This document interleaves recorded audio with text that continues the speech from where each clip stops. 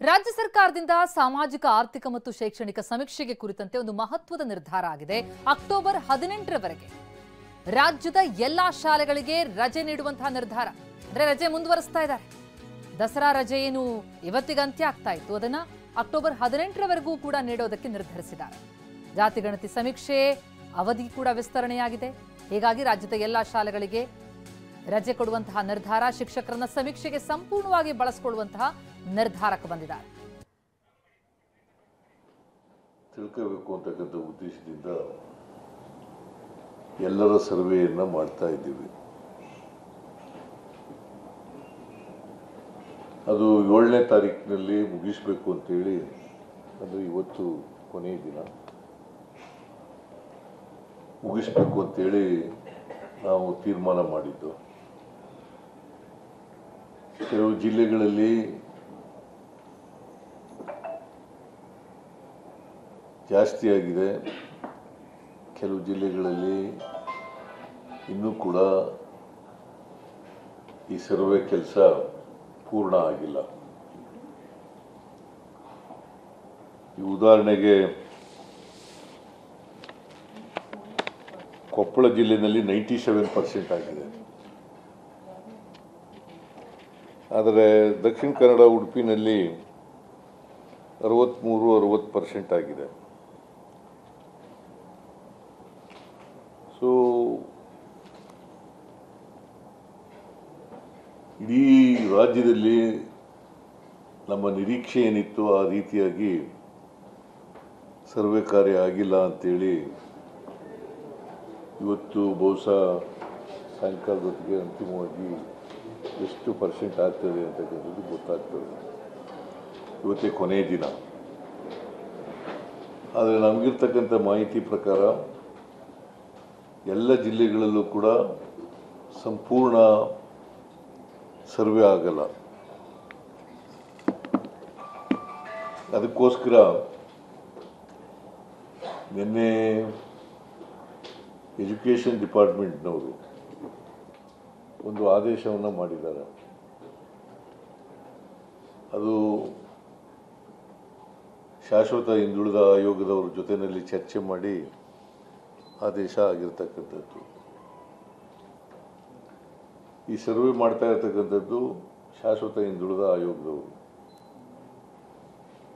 ನಾವು ಸರ್ಕಾರ ಅವರಿಗೆ ಸಹಾಯವನ್ನು, ಅವರು ಕೇಳಿದಂಥ ಹಣಕಾಸಿನ ಸಹಾಯವನ್ನು ಮಾಡ್ತಾ ಇದ್ದೀವಿ. ಟೀಚರ್ಗಳನ್ನು ಕೊಡ್ತಕ್ಕಂಥದ್ದು, ಬೇರೆ ಸಿಬ್ಬಂದಿಯನ್ನು ಕೊಡ್ತಕ್ಕಂಥ ಕೆಲಸ ಮಾಡ್ತಾ ಇದ್ದೀವಿ. ಟೀಚರ್ಸ್ಗಳು ಸುಮಾರು 1,20,000 ಜನ ಭಾಗವಹಿಸಿದ್ದಾರೆ. ಇದರಲ್ಲಿ 1,20,000 ಜನ ಭಾಗವಹಿಸಿದ್ದಾರೆ. ಬೇರೆಯವರು ಸುಮಾರು 40,000 ಜನ ಭಾಗವಹಿಸಿದ್ದಾರೆ. ಅಂದರೆ 1,60,000 ಜನ ಒಟ್ಟಾರೆಯಾಗಿ ಭಾಗವಹಿಸಿದ್ದಾರೆ ಈ ಸರ್ವೆ ಕಾರ್ಯದಲ್ಲಿ. ಅದಕ್ಕೆ ಇನ್ನು ಉಳಿದಿರೋದನ್ನು ಏನು ಮಾಡಬೇಕು ಅನ್ನೋದ್ರ ಬಗ್ಗೆ ಇವತ್ತು ಚರ್ಚೆ ಆಯಿತು. ಮಧು ಬಂಗಾರಪ್ಪನ ಜೊತೆಲಿ ಚರ್ಚೆ ಆಯಿತು, ರಶ್ಮಿ ಜೊತೆಲೂ ಚರ್ಚೆ ಆಯಿತು, ಮತ್ತು ಕಮಿಷನ್ರ ಜೊತೆ ಚರ್ಚೆ ಆಯಿತು. ಜೊತೆಗೆ ಒಂದು ಮನವಿಯನ್ನು ಟೀಚರ್ಸ್ ಅಸೋಸಿಯೇಷನ್ನವರು ಮತ್ತು ನಮ್ಮ ಪುಟ್ಟಣ್ಣ MLC ಅವರು ಕೂಡ ಒಂದು ಮನವಿಯನ್ನು ಕೊಟ್ಟಿದ್ದಾರೆ. ನಾವು ಈ ಪೂರ್ಣ ಕೆಲಸ ಆಗಬೇಕಾದ್ರೆ ಇನ್ನೊಂದು ಸ್ವಲ್ಪ ದಿನ ಅವಕಾಶ ಕೊಡಬೇಕು ಅಂತಕ್ಕಂಥ ಮಾತನ್ನು ಹೇಳಿದ್ದಾರೆ. ಕನಿಷ್ಠ 10 ದಿನಗಳ ಅವಕಾಶ ಕೊಡಬೇಕು ಹೆಚ್ಚುವರಿಯಾಗಿ ಅಂತಕ್ಕಂಥ ಮಾತುಗಳನ್ನು ಹೇಳಿದ್ದಾರೆ. ಇದು ಟೀಚರ್ಸ್ ಅಸೋಸಿಯೇಷನ್ನವರು ಕೊಟ್ಟಿರ್ತಕ್ಕಂಥ ಮನವಿ.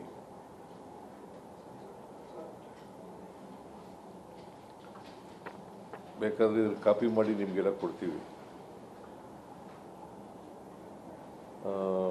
ಅವರು ಅದಕ್ಕೆ ನಾವು ಸರ್ಕಾರ ತೀರ್ಮಾನ ಮಾಡಿದೆ,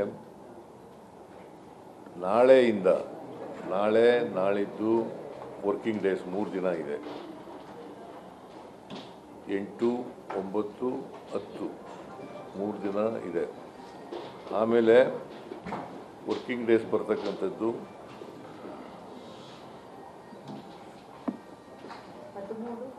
13, 14, 15, 16, 17, 18, 13,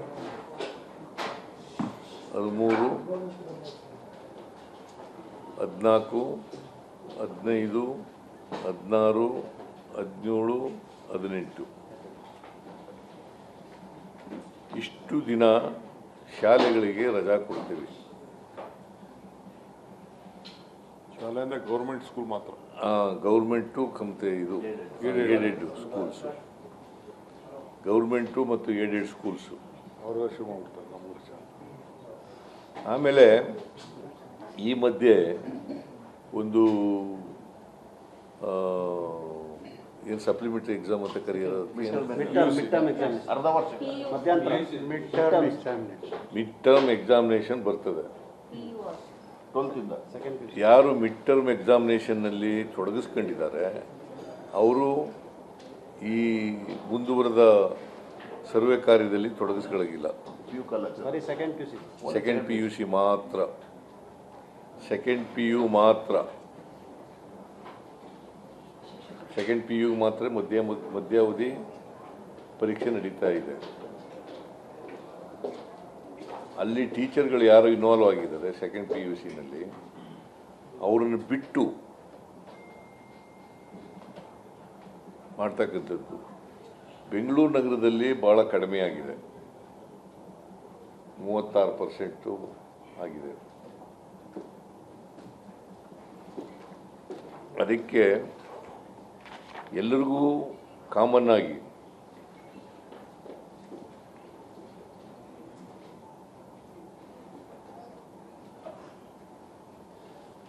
ಈ ರಜಾ ಅಪ್ಲೈ ಆಗ್ತದೆ.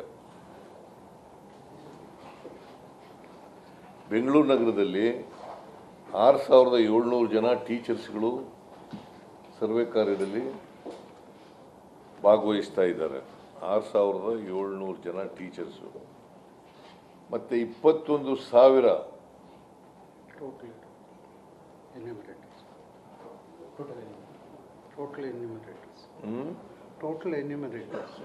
ಟೋಟಲ್ ಎನ್ಯುಮರೇಟರ್ಸ್ 46 ಲಕ್ಷ ಮನೆಗಳು.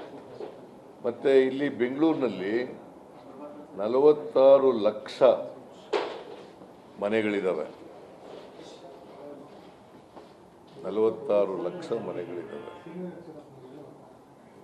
ಅದಕ್ಕೆ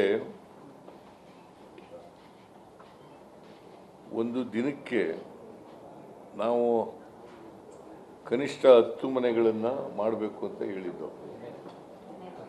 ಸಾರಿ 15 ಮನೆಗಳು, 10ರಿಂದ 15 ಮನೆಗಳು ಮಾಡಬೇಕು ಅಂತ ಹೇಳಿದ್ದು.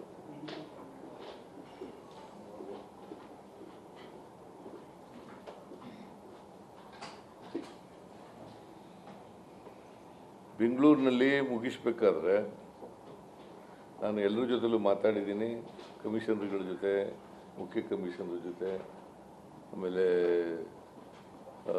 ಅಪರ ಮುಖ್ಯ ಕಾರ್ಯದರ್ಶಿಗಳು ಅವ್ರ ಜೊತೆ, ಮುಖ್ಯ ಕಾರ್ಯದರ್ಶಿ ಅವ್ರ ಜೊತೆ ಎಲ್ಲ ಮಾತಾಡಿದ್ದೀನಿ.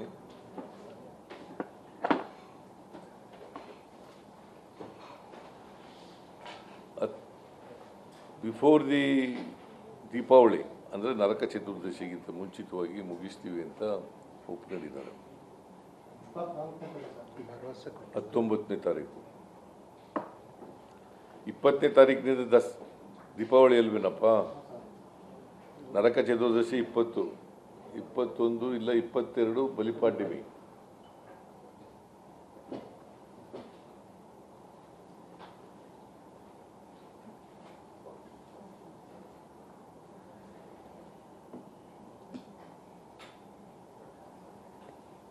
ಸೊ 8 ವರ್ಕಿಂಗ್ ಡೇಸು ರಜಾ, ಸರ್ಕಾರ ರಜಾ ಕೊಡ್ತಕ್ಕಂಥದ್ದು 8 ವರ್ಕಿಂಗ್ ಡೇಸ್. ಉಳಿದವು ಗೌರ್ಮೆಂಟ್ ಹಾಲಿಡೇ ಬರ್ತವೆ. ಒಟ್ಟಾರೆಯಾಗಿ 12 ದಿನನ 12 ದಿನ ಸಿಗ್ತದೆ. ಈ 12 ದಿನಗಳಲ್ಲಿ ಸಂಪೂರ್ಣ ಸರ್ವೆ ಕಾರ್ಯ ಮುಗಿಸಬೇಕು ಅಂತಕ್ಕಂಥ ಸ್ಪಷ್ಟವಾದಂಥ ಸೂಚನೆಯನ್ನು ಕೊಟ್ಟಿದ್ದೀವಿ.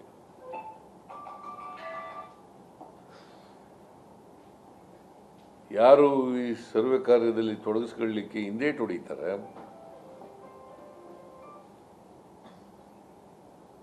ಉದ್ದೇಶಪೂರ್ವಕವಾಗಿ ಒಪ್ಪಲ್ಲ, ಅಂಥವ್ರ ಮೇಲೆ ಸರ್ಕಾರ ಶಿಸ್ತಿನ ಕ್ರಮ ತಗೊಳ್ತದೆ.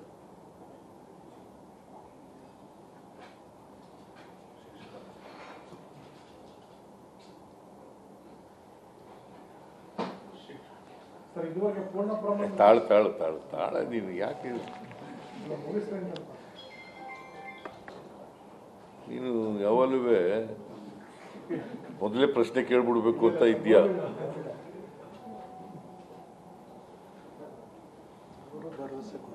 ಅವರು ಕೂಡ ಟೀಚರ್ಸ್ಗಳು ಕೂಡ ಭರವಸೆ ಕೊಟ್ಟಿದ್ದಾರೆ.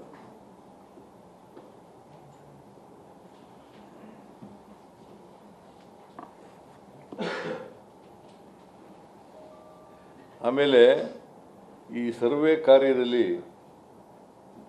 ಕಾರ್ಯ ನಡೆಯುವಾಗ 3 ಜನ ಸತ್ತಿದ್ದಾರೆ. 3 ಜನ ಇಬ್ಬರು 3 ಜನ 3 ಜನ ಅವ್ರಿಗೆಲ್ಲರಿಗೂ ಕೂಡ 20 ಲಕ್ಷ ರೂಪಾಯಿಗಳನ್ನು ಪರಿಹಾರ ಕೊಡ್ತೀವಿ.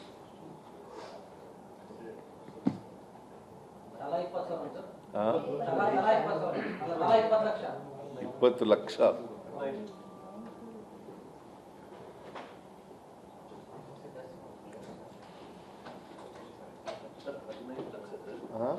ಕಮಿಟಿನಲ್ಲಿ ಕೊಟ್ಟಿದ್ದು 15 ಲಕ್ಷನೇ, ಹಾಗಾಗಿ 15 ಲಕ್ಷ ನಾವು ಯಾರು ಸರ್? ನಾನು 15 ಹೇಳಿದ್ದು, 20 ಪರವಾಗಿಲ್ಲ ಸರ್. ಆಯ್ತು, 20 ಲಕ್ಷನೇ ಕೊಡ್ತೀವಿ. 15 ನಾಗಮೋಹನ್ ದಾಸ್ ಇದರಲ್ಲಿ ಸರ್ವೆ ಮಾಡುವಾಗ ಒಳ ಮೀಸಲಾತಿ ಬಗ್ಗೆ 15 ಲಕ್ಷ ಕೊಟ್ಟಿದ್ದಾರೆ. ಅವರು 15 ಲಕ್ಷ ಕೊಡ್ತೀವಿ, ನಾವು 20 ಲಕ್ಷನೇ ಕೊಡ್ತೀವಿ. ಪಾಪ ಮರಣ ಆಗಿದಾರಲ್ಲ, 15 ಮಾಡಿರೋದು ಸರ್, 20 ಕೊಡಬೇಕು ಅಂತ. ಕೋವಿಡಲ್ಲಿ 30 ಲಕ್ಷ ಕೊಟ್ಟಿದ್ದಾರೆ ಸರ್. ಅಲ್ಲಿ ತಾಳಪ್ಪ, ನೀನು ಇನ್ನೂ ಜಾಸ್ತಿನೇ ಕೇಳ್ತಾ ಇದ್ದೀನಿ. ಅದಕ್ಕೆ ಮಧ್ಯದಲ್ಲಿ 20 ಲಕ್ಷ ಕೊಡೋಣ ಅಂತ ಹೇಳಿ ನಾವು